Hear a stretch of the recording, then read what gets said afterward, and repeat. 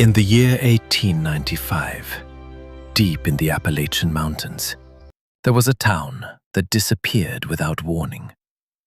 No evacuation, no recorded disaster, no official explanation for why an entire community simply stopped existing. The maps were updated, the records were adjusted, and over time, it became easier to believe that Harlan had never been there at all. But it had. Families lived there. Children were raised there. People built their entire lives in a place the world would later erase without question. And for a while, no one outside those mountains seemed to notice anything was wrong. Until a few people started asking questions. Not locals, but outsiders. Surveyors, writers, men who made a living documenting places exactly as they were.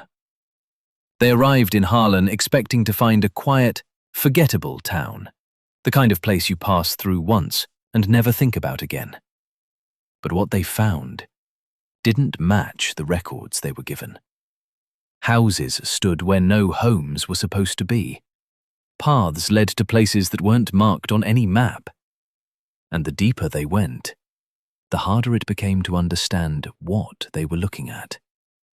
One of them tried to write it all down, every detail, every inconsistency, every strange discovery. He never finished. Another attempted to retrace his steps, to make sense of what had been left behind.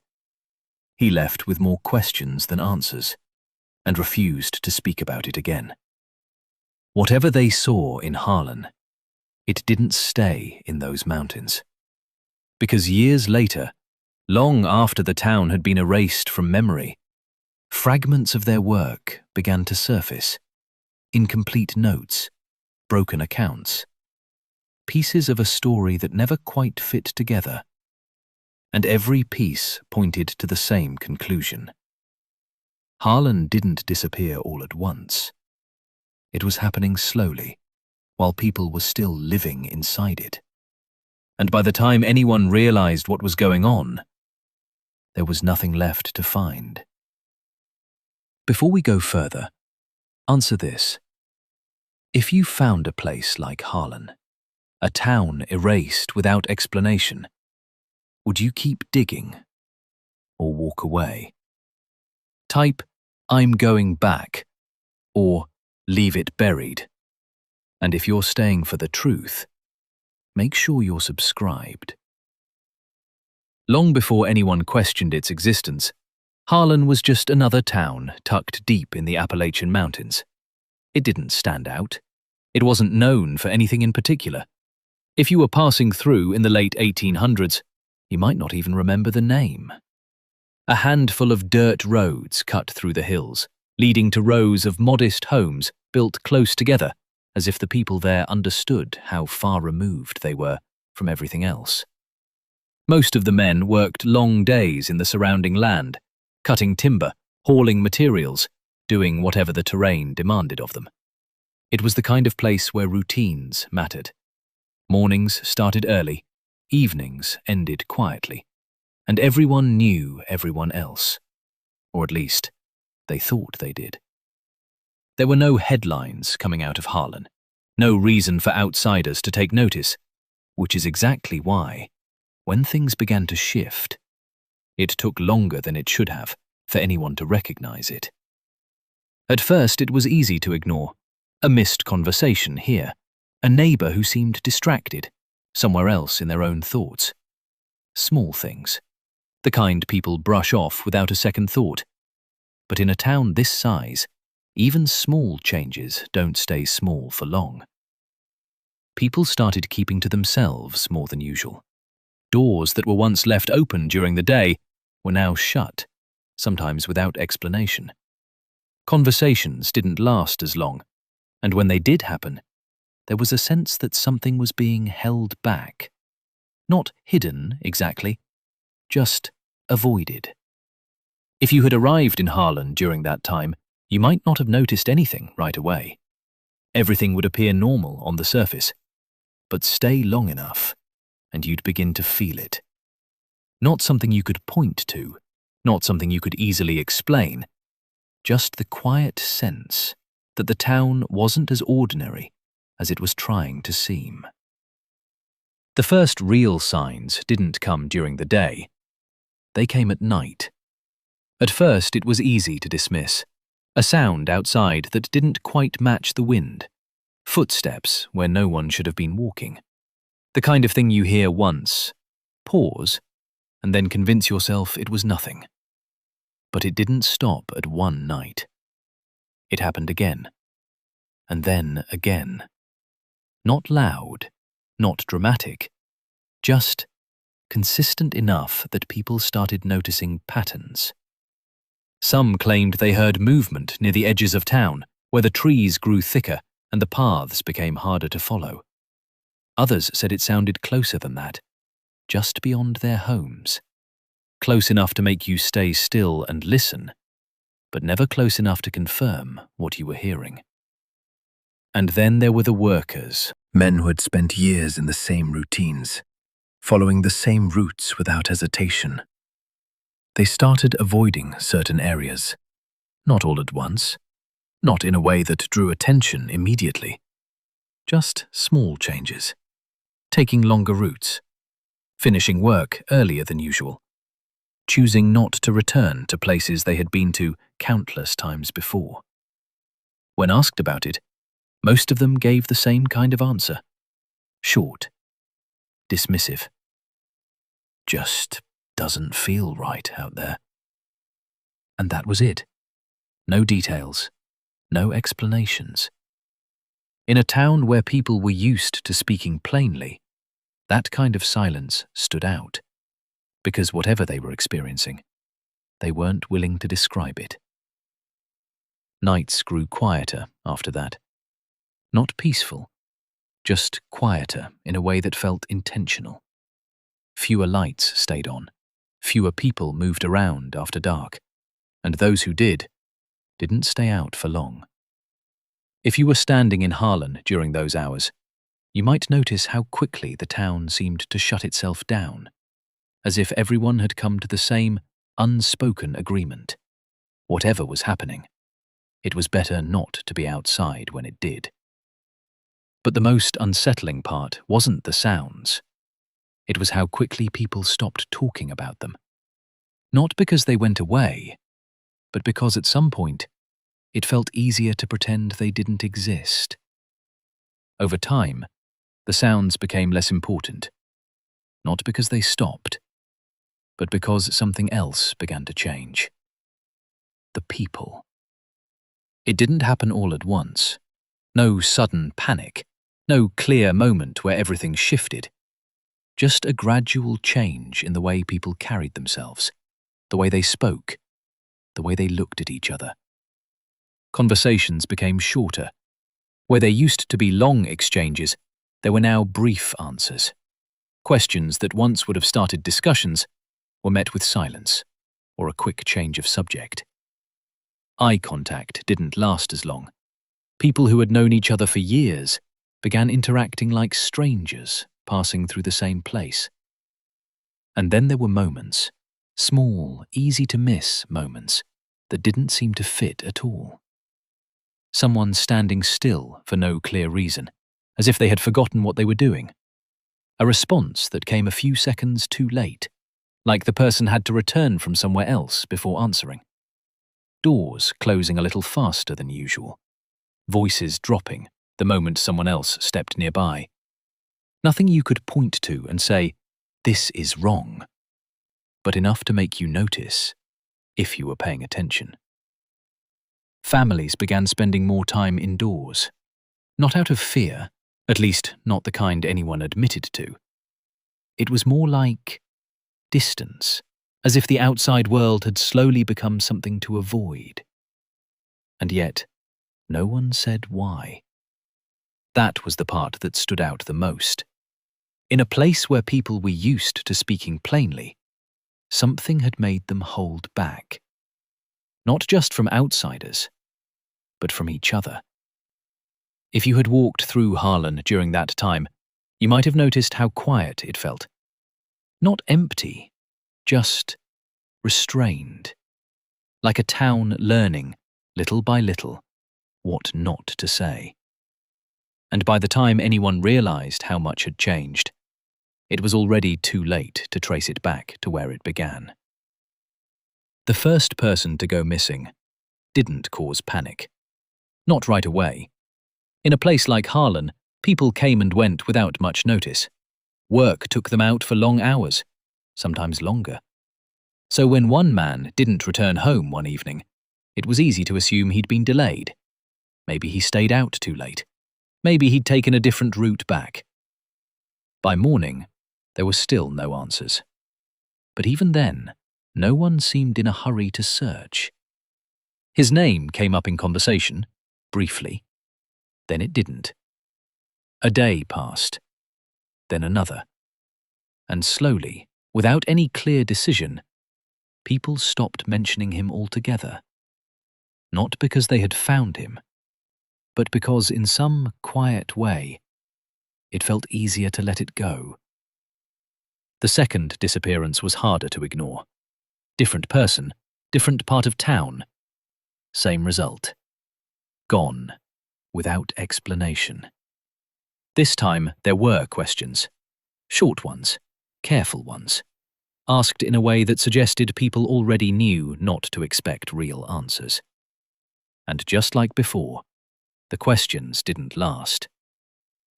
What made it unsettling wasn't just that people were disappearing. It was how quickly the town adjusted afterward. Routines shifted to fill the gaps. Work continued.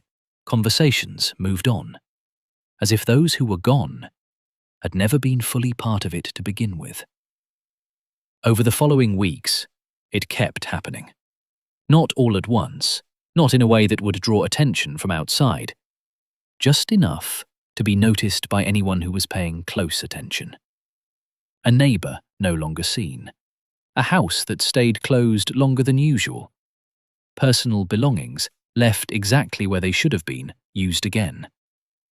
But no one came back for them. And still, there was no organized search. No urgency. No clear attempt to understand what was happening. It was as if something had changed the way people responded. Not just to fear, but to absence itself. Because in most places, when someone disappears, it leaves a space behind, a disruption, a need for answers. In Harlan, those spaces didn't last. They closed quickly, quietly, until it became difficult to remember who had been there in the first place. And by the time anyone might have tried to count how many were missing, there was no clear number left to count. When outsiders finally tried to make sense of Harlan, they didn't just encounter empty streets. They found that the records didn't add up. Births that had been documented vanished. Names of residents erased. Property records altered. Every attempt to trace the town's history seemed to run into a wall. Maps that should have shown paths and homes were inconsistent. Streets that people remembered clearly didn't appear on any official chart. Even letters and journals that had survived contained gaps.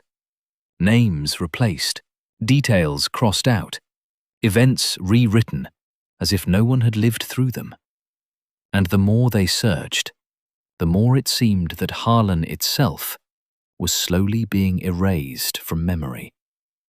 Not by fire, not by flood, but by something far quieter, something deliberate. A town that seemed real while you were there could disappear just as quietly once you left. The people who remained began acting differently too. Not suspiciously, not in a way that screamed danger, just as if they understood something the records never would. And that understanding created a quiet, unspoken boundary. Questions were avoided. Stories that should have been told weren't.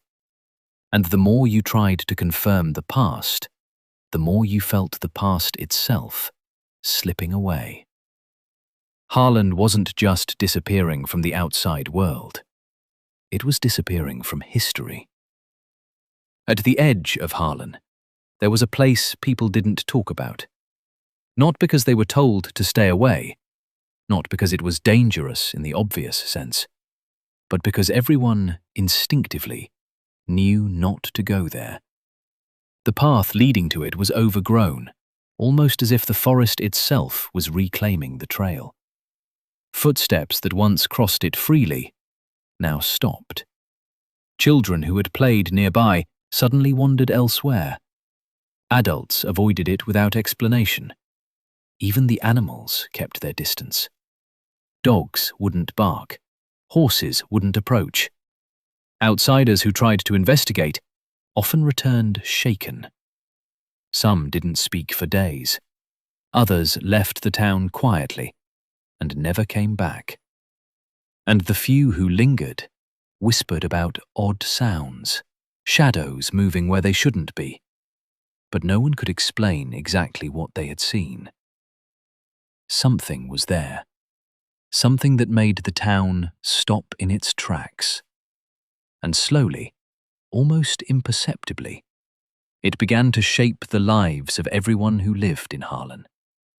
Routines shifted. Conversations shortened. Laughter grew quieter. Because everyone, without realizing it, was living in the shadow of that place. A shadow that no one dared to name. A shadow that held the secret of why Harlan could never truly exist on any map. Eventually, someone dared to step closer. Not a local, but a man determined to understand what had been hidden for decades. He followed the overgrown trail at the edge of Harlan. Every step felt heavier than the last. Trees seemed closer together, shadows deeper, as though the forest itself wanted to hide what lay beyond. He arrived at the structure or site and immediately knew something was wrong. There were signs of life that shouldn't have been there. Tools left in the earth, marks in the ground that weren't old enough to have faded. Objects placed as though someone had been waiting. But no one was there. It was as if the town itself had left clues it didn't intend anyone to follow. He tried to record what he saw. Notes, drawings, measurements. But the more he documented, the less sense it made. Paths that should have led somewhere ended abruptly. Structures seemed rearranged when he looked away. Something in Harlan wasn't bound by the rules of normal life. And the deeper he went, the stronger the sense became that the town wasn't just hiding a secret. It was protecting it. Or perhaps waiting. And before he could step closer, he realized something terrifying.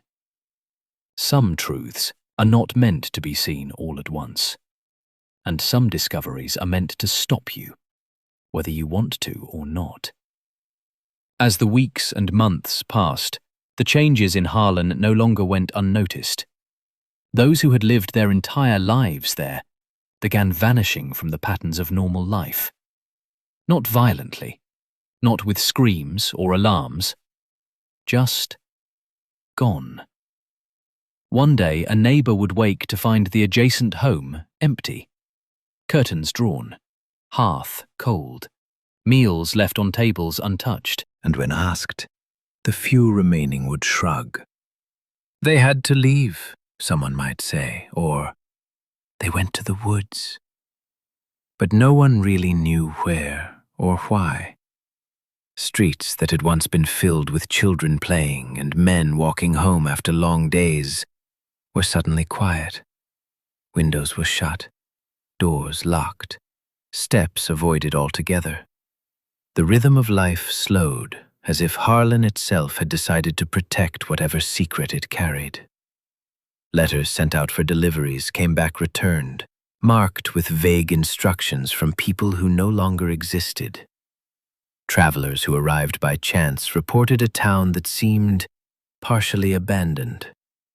Some homes were full of possessions, but no one was there to claim them. Others appeared empty, though smoke still rose from chimneys.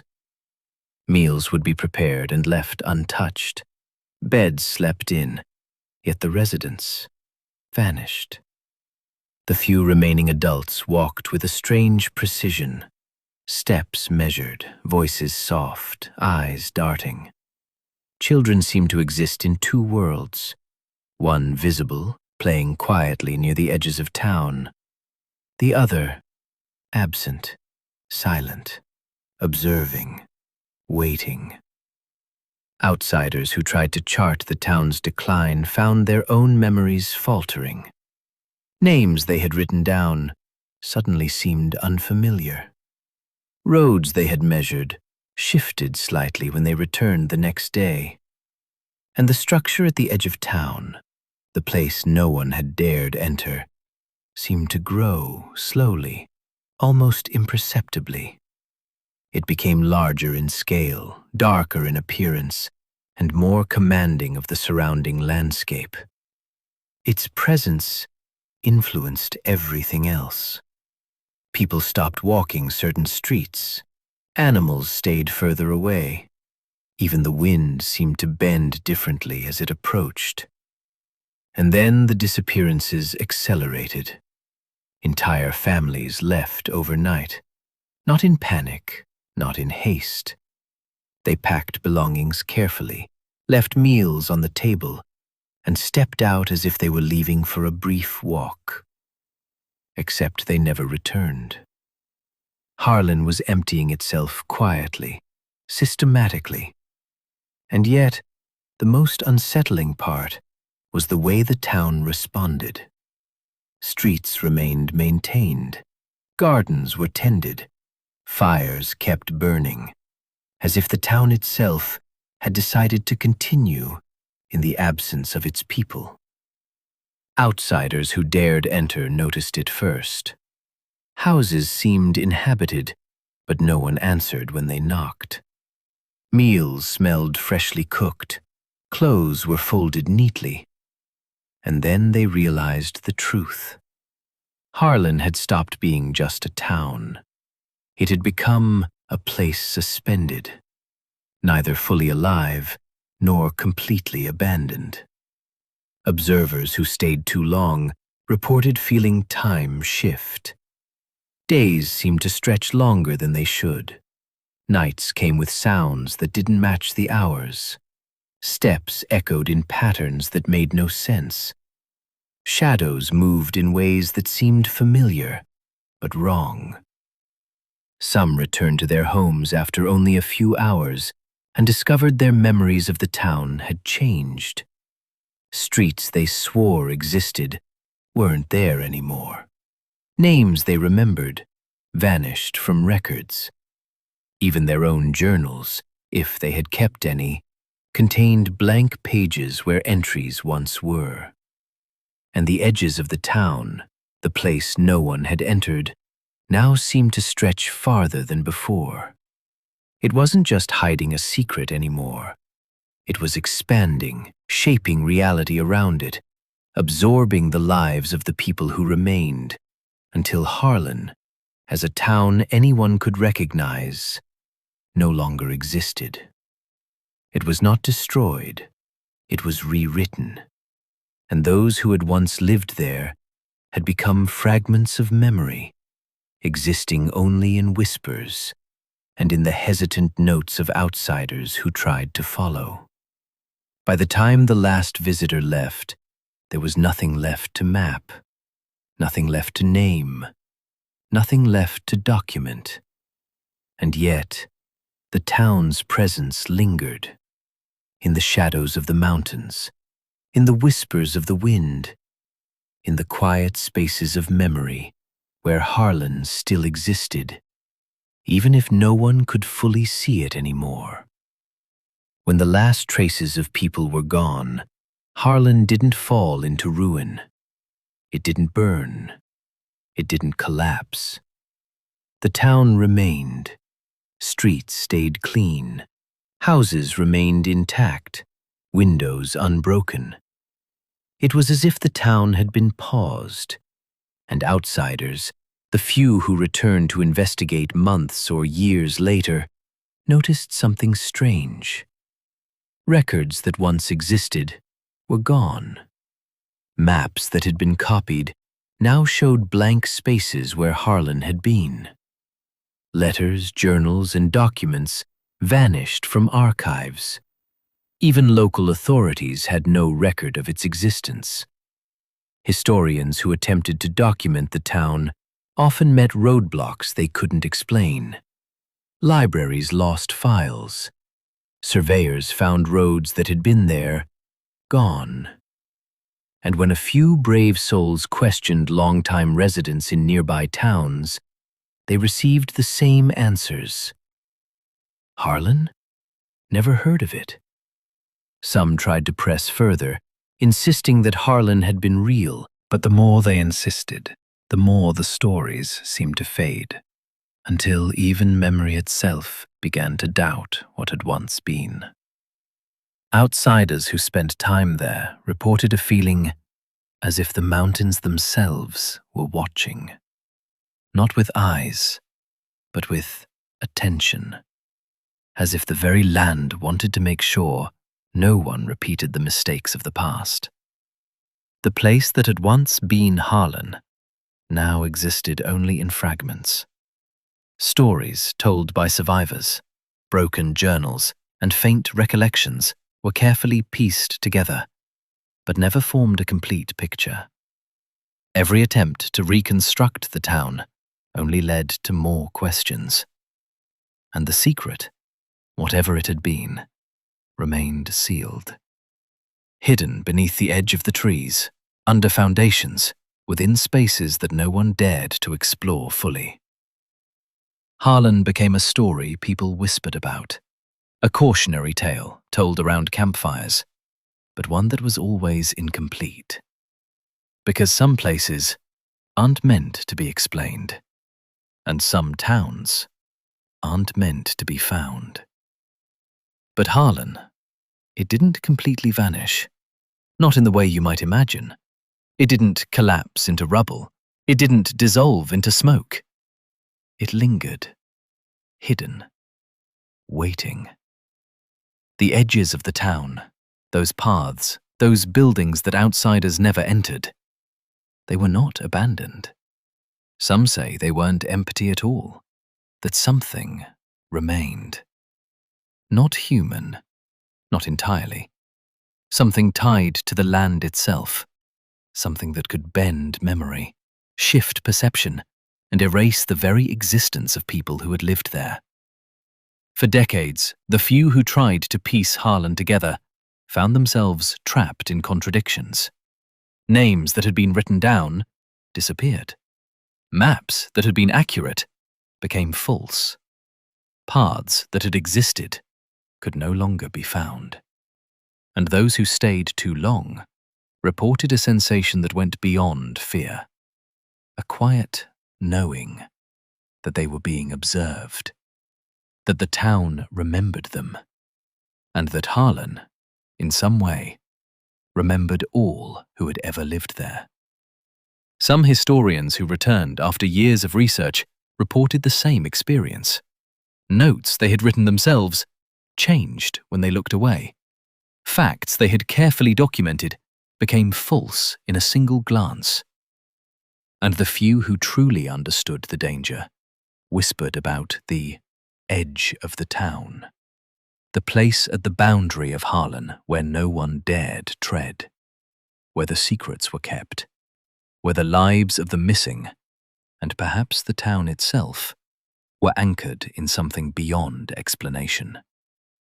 Those who entered never fully returned, their memories fractured, their accounts incomplete, and their presence altered reality for everyone else in the town. Some say Harlan was protecting something, Others say it was feeding on the lives that had been there.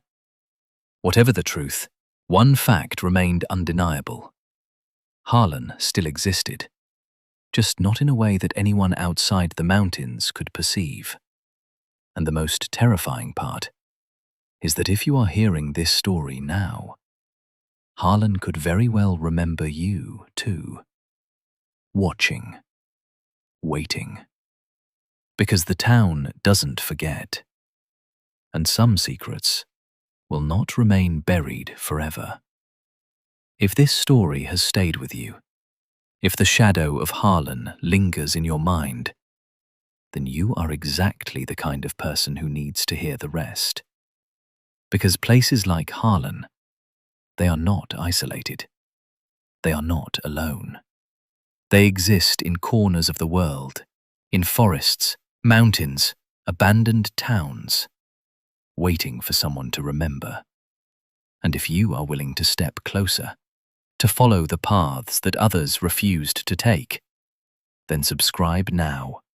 Click like and subscribe, because the stories you are about to hear are the ones people tried to forget, the ones that almost disappeared forever. And while you're here, tell me in the comments, would you have stayed in Harlan? Would you have walked into the shadows, knowing the town might never let you leave unchanged?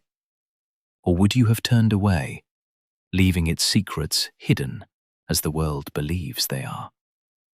Type your answer below, because your curiosity, your willingness to confront the unknown, is what keeps these stories alive. And if you dare to uncover more towns, more forgotten places, more mysteries, then join me, and together we will step where few have dared, into the forgotten, the hidden, and the impossible.